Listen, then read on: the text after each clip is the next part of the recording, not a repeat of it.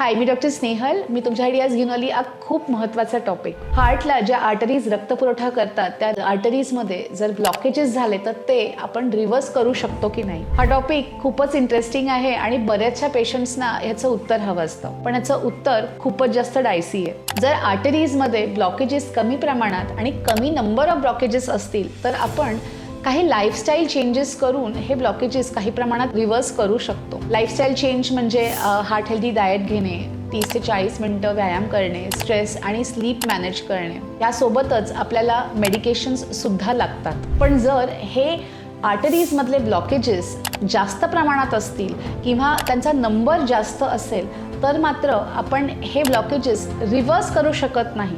पण good news अशी आहे की आपण त्यांना वाढण्यापासून थांबवू शकतो. त्यासाठी परत आपल्याला एक हेल्दी लाईफस्टाईल आणि मेडिकेशन्सची गरज पडते. आणि जर हे ब्लॉकेजेस खूपच जास्त प्रमाणात असतील, म्हणजे अराउंड 90 to 100% ब्लॉकेज असेल, हार्टला रक्तपुरवठा हा खूपच कमी होत असेल तर मात्र अँजिओप्लास्टी किंवा बायपास हाच एक उपाय राहतो. सो द कन्क्लुजन इज की आपल्याला हार्ट हेल्दी लाईफस्टाईल हे फॉलो करायलाच पाहिजे. आणि त्यासोबत जर आपण कार्डियक रिहॅब घेतलं आणि जर आपण कार्डियक रिहॅब स्पेशलिस्ट आणि इतर स्पेशलिस्टचा आपण गायडन्स घेतला तर डेफिनेटली आपल्याला हे सोपं जातं. Thank you very much.